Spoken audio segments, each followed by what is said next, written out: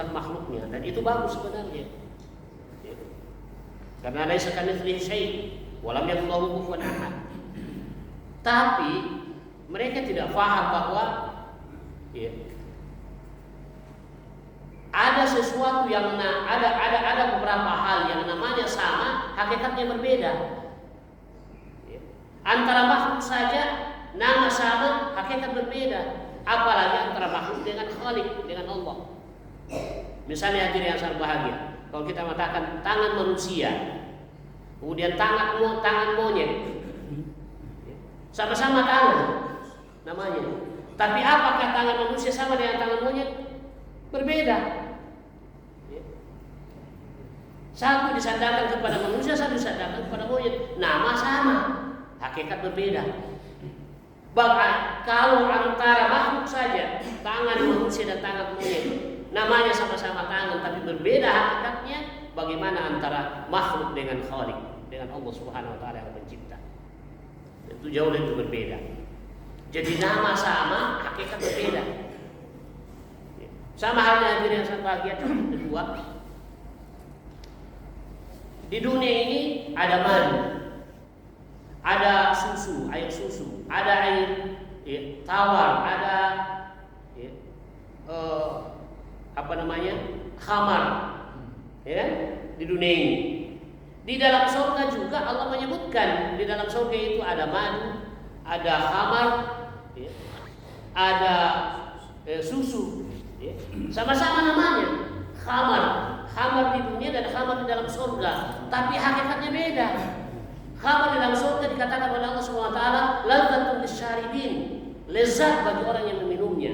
Kalau di dunia ya khamar itu memabukkan. Sama-sama namanya khamar, tapi hakikatnya berbeda. Khamar di dunia makhluk dan khamar di dalam surga juga makhluk, ciptaan Allah. Kalau dua saja yang ciptaan Allah berbeda hakikatnya walaupun namanya sama, maka bagaimana antara Allah dengan makhluk? Allah SWT sebagai Khalik dan makhluknya. Jadi namanya sama, ya boleh nama sama tapi hakikat berbeda. Jadi kalau kita mengatakan ya Allah bersemayam ya di atas arasnya, Raja bersemayam di atas singgasananya, sama-sama bersemayam atau sama-sama istiwa, tapi hakikatnya berbeda. Karena satu makhluk, satu Khalik. Dan demikian pula hadirin yang sangat bahagia, semua ya nama-nama dan sifat-sifat Allah Subhanahu wa taala sehingga tidak perlu ditakwil. Ya seperti yang dilakukan oleh ya Asy'ariyah dan Maturidiyah, ya mentakwil banyak daripada sifat-sifat Allah Subhanahu wa taala. Ya.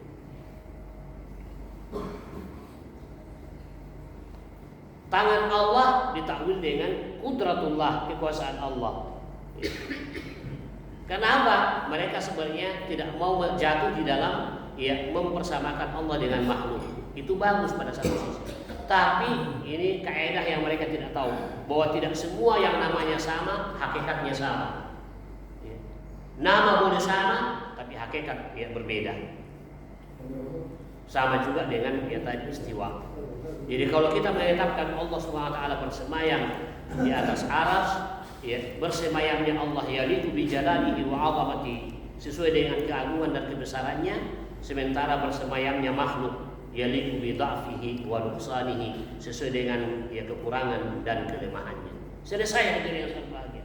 Makanya ya pembahasan tentang ya, sifat Allah, sifatullah azza wa jalla itu sederhana dalam pemahaman ya dan ya, manhaj ya para sahabat radhiyallahu anhum ajma'in dan para ulama yang datang setelahnya.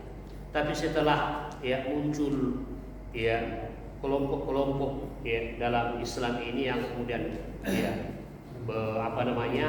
bersandar pada kekuatan logika dan pikiran semata-mata, akhirnya kemudian ya muncullah banyak ya masalah ya di dalam kaitannya dengan ya aqidatus sifat, ya, akidah terhadap ya, sifat Allah Subhanahu wa taala. Hadirin yang sangat bahagia, ya, kita lanjut suratun anzalnaha. Surah ini yaitu surah An-Nur yang telah kami turunkan, wa faradnaha, dan telah kami fardukan untuk diamalkan, diwajibkan oleh Allah untuk diamalkan isinya. Lalu kemudian berikutnya Allah mengulangi wa anzalna fiha. Dua kali Allah SWT dalam satu ayat ini memulai kata anzala, menurunkan, untuk mempertegas bahwa Al-Quran ini diturunkan oleh Allah yang Maha Tinggi. Wa anzalna fiha ayatin bayyinatin. Kami turunkan di dalamnya ayat-ayat yang begitu jelas, begitu terang. La'allakum tadhakkarun, mudah-mudahan kalian ingat. Ayat yang kedua hadirin yang sangat bahagia mengatakan az-zaniyatu waz-zani fajlidu kulla wahidin minhuma mi'ata jaldah. Pezina perempuan dan pezina laki-laki maka cambuklah keduanya 100 kali cambukan. Ini dulu hukuman kepada kriminal dan pelaku perzinahan.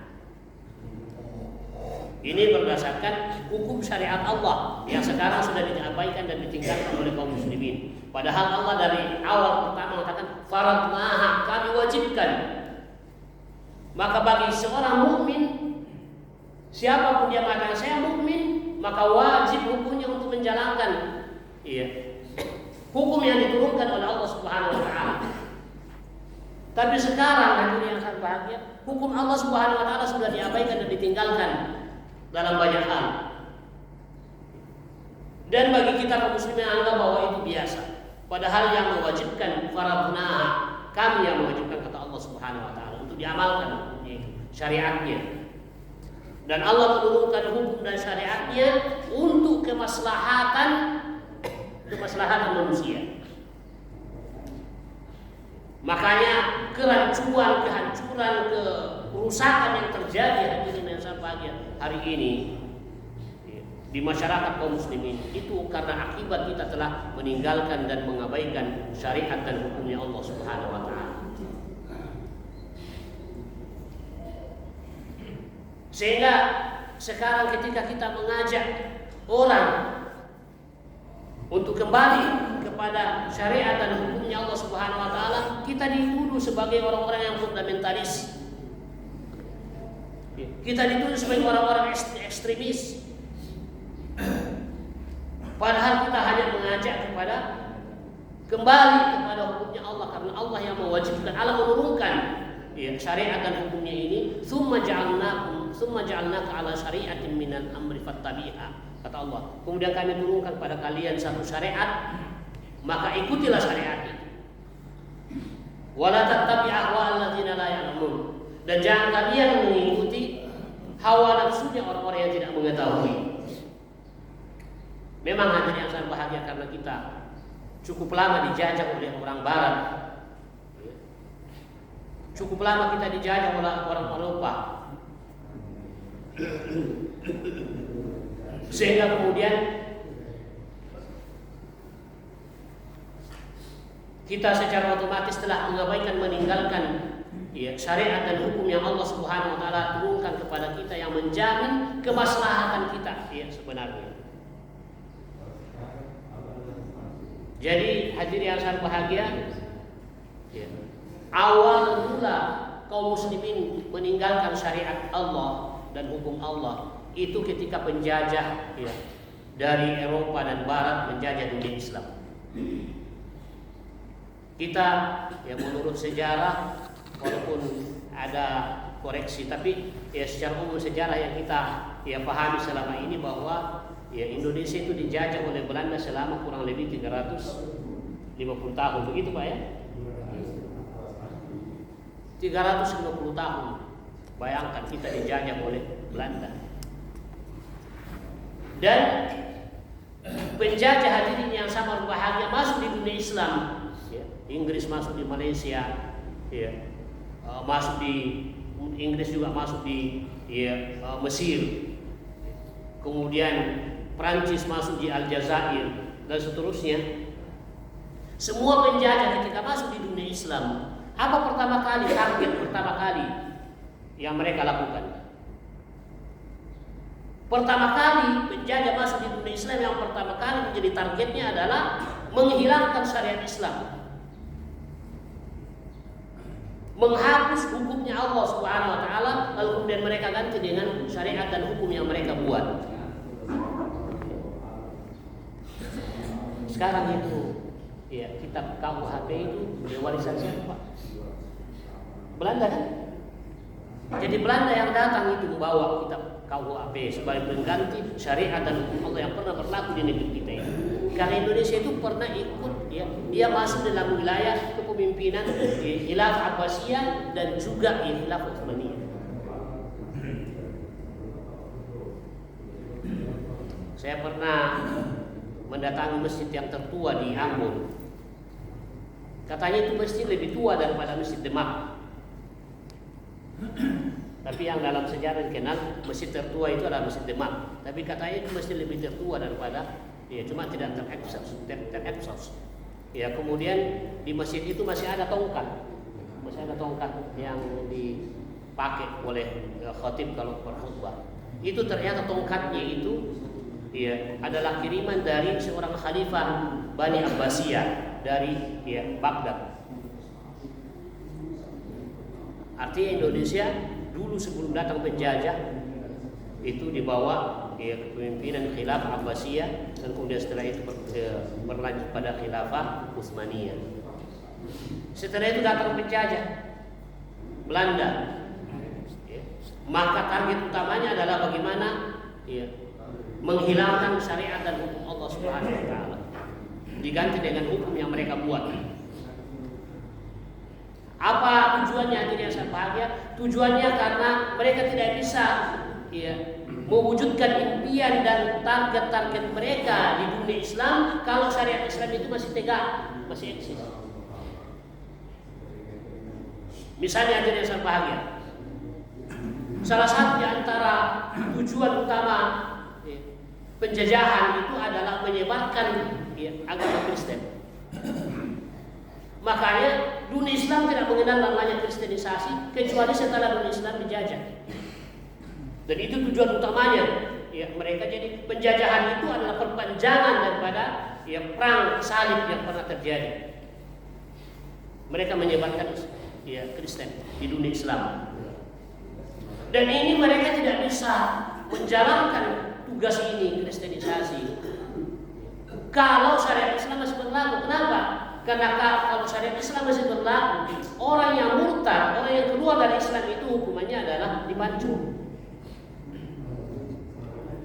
Maka mereka tidak bisa sukses dalam menjalankan tugas ini kalau syariat Islam masih berlaku. Maka syariat itu harus dibuang dulu, lalu kemudian, ya, setelah itu mereka masuk dan menjalankan, ya, tugas mereka untuk kristenisasi.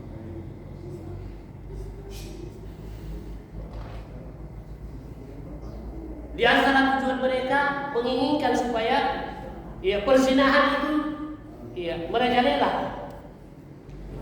Bahkan kalau perlu, ya, dinaungi oleh negara. Lokalisasi WTS. Makanya coba, ya, hadirin yang sangat bahagia, ya, lokalisasi atau, ya, tempat, ya, prostitusi yang paling besar di Asia Tenggara pada saat itu di Surabaya yang dikenal dengan Gang Doli, ya. Gang Doli. Siapa yang mendirikan itu? Penjajah. Bayangkan, sudah begitu lama penjajah Belanda yang mendirikan Gang Doli itu, dan bertahan sampai kita sudah merdeka. Ya, orde baru, orde lama, orde baru, orde baru, ya, tetap bertahan. Alhamdulillah kemarin baru ketika Ibu Risma jadi wali kota Surabaya, dia punya kekuatan untuk bisa menutup, ya, Gang Doli. Coba hadirin yang bahagia, bertahun-tahun lamanya, ya, Gang Doli yang didirikan oleh Belanda, oleh penjajah itu, walaupun mereka sudah tinggalkan, ya, negara kita, budaya perzinahan yang dilokalisasi itu masih berlangsung, berjalan. Itu yang diinginkan oleh penjajah. Perzinahan itu tersebar di mana-mana, bahkan kalau perlu dilokalisasi oleh negara. Dan tujuan ini tidak akan mungkin tercapai kalau syariat Islam masih berlaku. Kenapa? Karena pezina itu berdasarkan ayat ini harus dicambuk kalau dia masih gadis. Kalau dia sudah pernah nikah lalu kemudian berzina, maka dia dirajam. Makanya tidak bisa ya, mereka wujudkan impian dan ya keinginan mereka kalau syariat Islam masih berlaku. Maka ya target pertama yang mereka lakukan ketika mereka menginjakkan kaki di dunia Islam, ya hilangkan syariat Islam dan hukum Allah Subhanahu wa taala.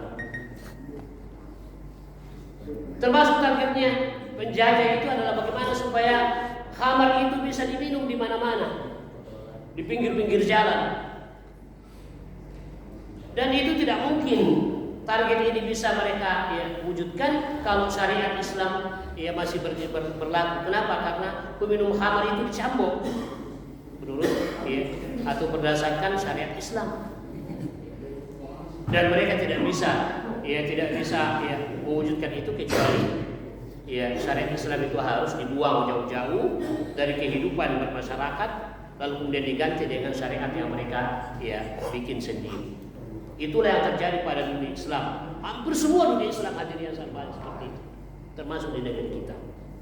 Lalu kemudian akhirnya buku yang mereka datangkan KUHP itu menjadi rujukan utama di dalam hukum ya kita dan menjadi referensi utama di dalam ya fakultas hukum di ya kampus-kampus kita sekarang. Ketika kita sekarang sudah bicara tentang masalah syariat Allah dan hukum Allah Subhanahu wa taala, kita dianggap ya fundamentalis dan ekstremis. Ya, padahal ya kaum muslimin pada dasarnya ya wajib ya sebagaimana Allah Subhanahu wa taala katakan farad ya suratun anzalnaha wa faradnaha. Kami wajibkan ya hukum-hukum yang ada dalam surah ini, surah Al-Quran itu untuk diamalkan. Lalu ya pada ayat yang kedua ini az-zaniyatu waz-zani fajlidu kulla wahidin minhuma mi'ata jaldah.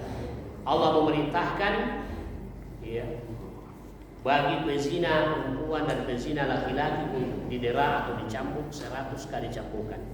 Itu kalau yang melakukan perzinahan itu adalah gadis atau remaja yang belum pernah nikah. Yang belum pernah nikah lalu dia berzina, ya, maka ya hukumannya itu dicambuk 100 kali cambukan. Tapi kalau dia sudah pernah nikah dan berzina, alhamdulillah, hukumannya lipat lagi. Hukumannya adalah rajam. Dalam hadis Nabi SAW mengatakan, "Asy-syaikhu was-syaikhatu farjimuhuma albatta." Laki-laki yang sudah pernah nikah dan dia berzina, atau perempuan yang sudah pernah nikah dan dia berzina, maka rajamlah kedua-duanya, kata Rasulullah. Rajam itu adalah hukuman di mana ya pelaku zina yang sudah pernah ya menikah itu ditanam sampai perut, lalu kemudian dilempari batu sampai mati. Itu hukuman Allah Subhanahu wa taala kepada pelaku zina yang sudah pernah ya menikah.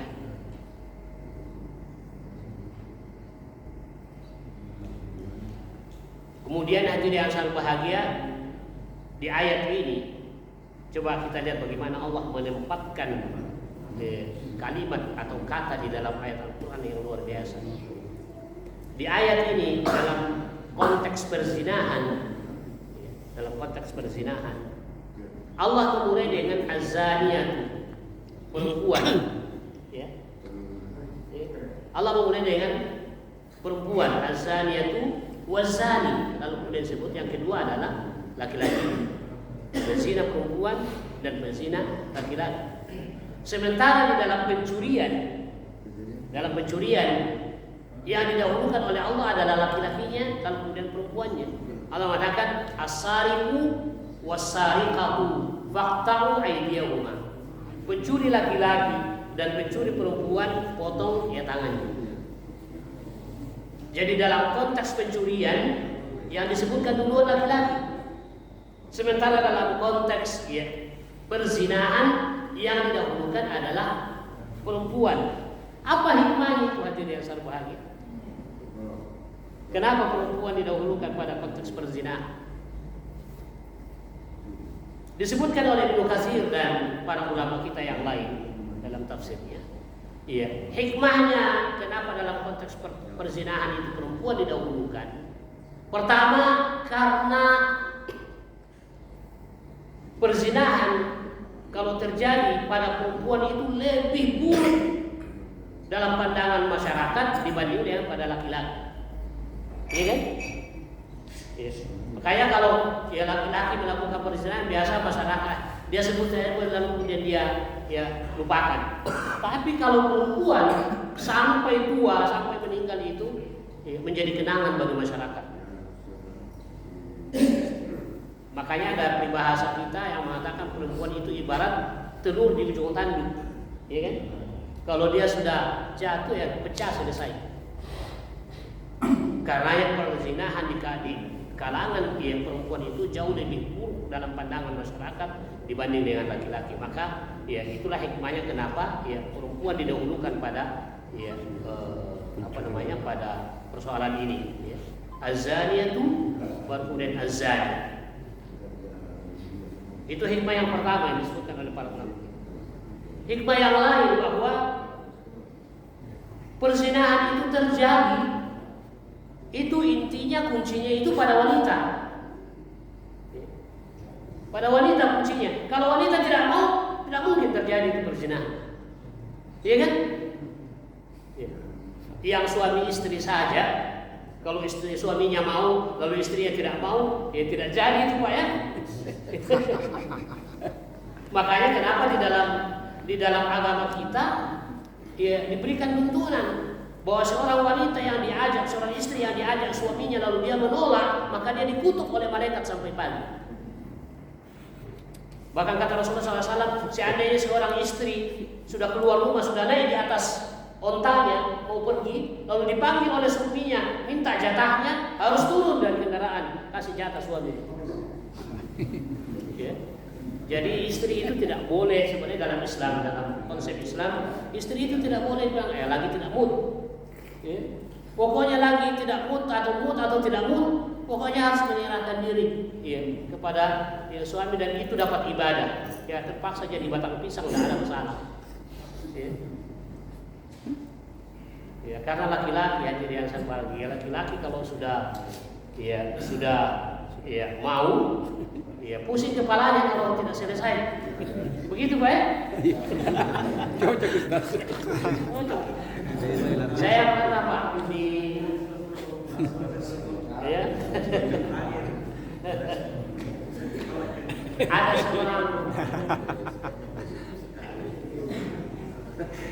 ada seorang bapak yang pernah curhat sama saya, dia bilang, Ustaz, gimana saya punya istri itu? Dia bilang, kenapa Pak? Bilang, suka menolak.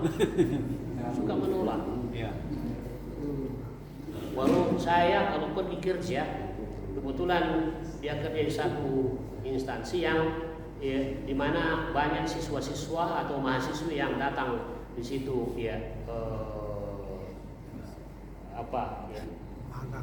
belajar. Dia bilang biasa saya juga sadari kalau saya pergi kerja dan tidak selesai di rumah, itu mahasiswa dan mahasiswi itu jadi korban. Biasa tidak salah kalau saya langsung marah. Tidak salah langsung saya marah karena tidak selesai di rumah. Saya langsung ingat, boleh jadi dulu waktu saya masih SD, ada guru juga kalau datang mengajar, kita tidak salah langsung marah-marah. Mungkin tidak selesai juga. Makanya kenapa di dalam Islam hal ini diatur Bapak dan Ibu sekalian. Ya. Jadi kalau suami sudah minta istri pokoknya mood atau tidak mood harus serahkan diri. Karena kalau menolak, kata Rasulullah dia akan dikutuk dan dilaknat oleh malaikat sampai pagi. Direkam mau diangkat. Nggak diingat coba. Makanya bapak-bapak inilah hikmahnya. Kalau kita punya istri salehah dan paham sunnah Nabi SAW. Ustaz yang bilang Tapi kalau dia tidak salehah, pokoknya kepentingannya saya. Kalau mau dia oke, kalau tidak terserah. Ini masalahnya. Saya bilang biar wanita salehah juga masih kesetanan apalagi yang tidak salehah. Ya kan? karena itu hadirin yang sangat bahagia perlunya kita belajar. Ya, kita belajar. Nah. Azani wa zani. Jadi satu di antara hikmah kenapa didahulukan wanita pada aspek atau pada persoalan perzinahan ini karena ya, perzinahan itu tidak akan terjadi kecuali dengan ya, keinginan wanita. Kalau wanita tidak mau biar bagaimana ya laki-laki ya tidak akan terjadi kecuali kalau dia memperkosa. Maka itulah hikmahnya kenapa didahulukan wanita. Di samping tadi bahwa perzinahan kalau di kalangan wanita itu lebih buruk dalam pandangan masyarakat daripada laki-laki. Kemudian yang berikutnya hikmahnya di antara yang disebutkan oleh para ulama kita, kenapa wanita itu disebutkan lebih duluan pada ya, persoalan ya perzinahan ini, ya karena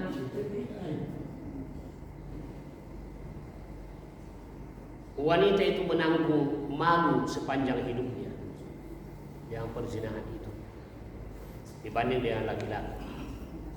Termasuk juga kalau dia ya pelaku zina itu tidak akan mungkin dilirik oleh laki-laki. Karena pada dasarnya laki-laki sejahat apapun ketika dia mau menikah pasti dia juga cari yang baik-baik. Ya kan?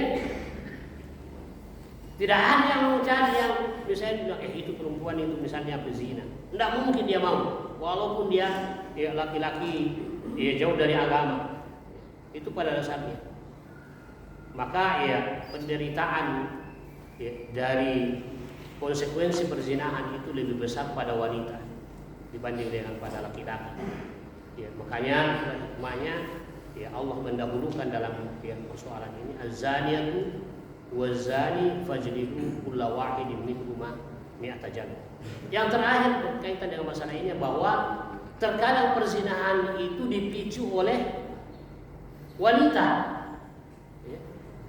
Terkadang perzinahan itu terjadi karena dipicu oleh wanita. Kenapa? Hadirin yang sangat bahagia. Pertama, wanita tidak menutup aurat. Ya. Itu yang membuat laki-laki terfitnah.